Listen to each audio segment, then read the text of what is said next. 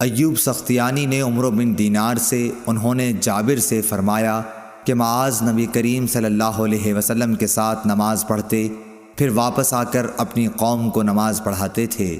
صحیح بخاری حدیث نمبر 711۔ عبداللہ بن داؤد نے بیان کیا، کہا کہ ہم سے اعمش نے ابراہیم نخعی سے بیان کیا، انہوں نے اسود سے، انہوں نے حضرت عائشہ رضی اللہ تعالی عنہا سے کہ آپ نے بتلایا کہ نبی کریم صلی اللہ علیہ وسلم کی مرض الوفات میں حضرت بلال رضی اللہ تعالی عنہ نماز کی اطلاع دینے کے لیے حاضر خدمت ہوئے۔ آپ نے فرمایا کہ ابو بکر سے نماز پڑھانے کے لیے کہو۔ میں نے عرض کی کہ ابو بکر کچے دل کے آدمی ہیں، اگر آپ کی جگہ کھڑے ہوں گے تو رو دیں گے اور قرأت نہ کر سکیں گے۔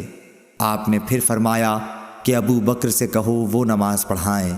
میں نے وہی عذر پھر دہرایا، پھر آپ نے تیسری یا چوتھی مرتبہ فرمایا کہ تم لوگ تو بالکل صواحب یوسف کی طرح ہو، ابو بکر سے کہو کہ وہ نماز پڑھائیں۔ خیر، ابو بکر رضی اللہ تعالی عنہ نے نماز شروع کرا دی۔ پھر نبی کریم صلی اللہ علیہ وسلم اپنا مزاج ذرا ہلکا پا کر 2 آدمیوں کا سہارا لیے ہوئے باہر تشریف لائے۔ گویا میری نظروں کے سامنے وہ منظر ہے کہ آپ کے قدم زمین پر نشان کر رہے تھے۔ ابو بکر آپ کو دیکھ کر پیچھے ہٹنے لگے، لیکن آپ نے اشارے سے انہیں نماز پڑھانے کے لیے کہا۔ ابو بکر پیچھے ہٹ گئے اور نبی کریم صلی اللہ علیہ وسلم ان کے بازو میں بیٹھے۔ حضرت ابو بکر رضی اللہ تعالی عنہ لوگوں کو نبی کریم صلی اللہ علیہ وسلم کی تکبیر سنا رہے تھے۔ عبداللہ بن داؤد کے ساتھ اس حدیث کو محاذر نے بھی اعمش سے روایت کیا ہے۔ صحیح بخاری حدیث نمبر 712۔ ابو معاویہ محمد بن حازم نے اعمش کے واسطے سے بیان کیا، انہوں نے ابراہیم نخعی سے، انہوں نے اسود سے، انہوں نے حضرت عائشہ رضی اللہ تعالی عنہا سے۔ آپ نے بتلایا کہ نبی کریم صلی اللہ علیہ وسلم زیادہ بیمار ہو گئے تھے تو بلال رضی اللہ تعالی عنہ آپ کو نماز کی خبر دینے آئے۔ آپ نے فرمایا کہ ابو بکر سے نماز پڑھانے کے لیے کہو۔ میں نے کہا یا رسول اللہ، ابو بکر ایک نرم دل آدمی ہیں، اور جب وہ آپ کی جگہ کھڑے ہوں گے لوگوں کو شدت گریہ کی وجہ سے آواز نہیں سنا سکیں گے، اس لیے اگر آپ عمر رضی اللہ تعالی عنہ سے کہتے تو بہتر تھا۔ آپ نے فرمایا کہ ابو بکر سے نماز پڑھانے کے لیے کہو۔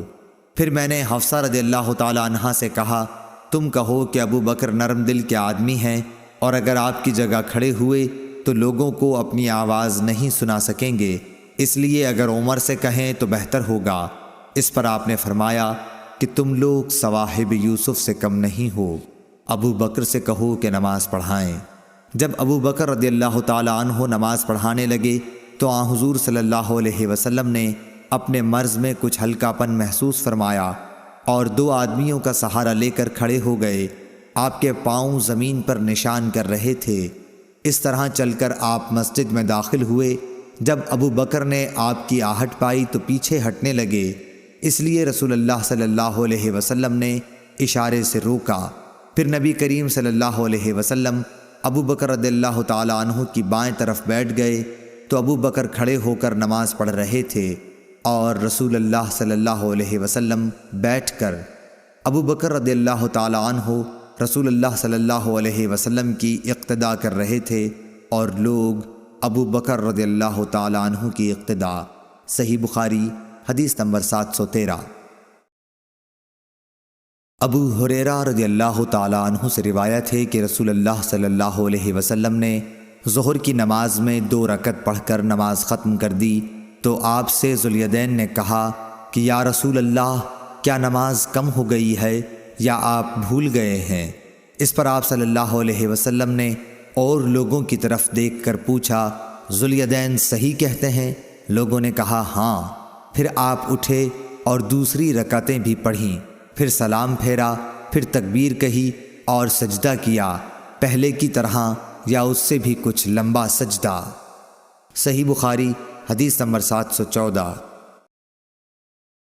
حضرت ابو ہریرہ رضی اللہ تعالی عنہ سے روایت ہے، آپ نے بتلایا کہ نبی صلی اللہ علیہ وسلم نے ایک مرتبہ ظہر کی صرف 2 ہی رکعتیں پڑھیں اور بھول سے سلام پھیر دیا۔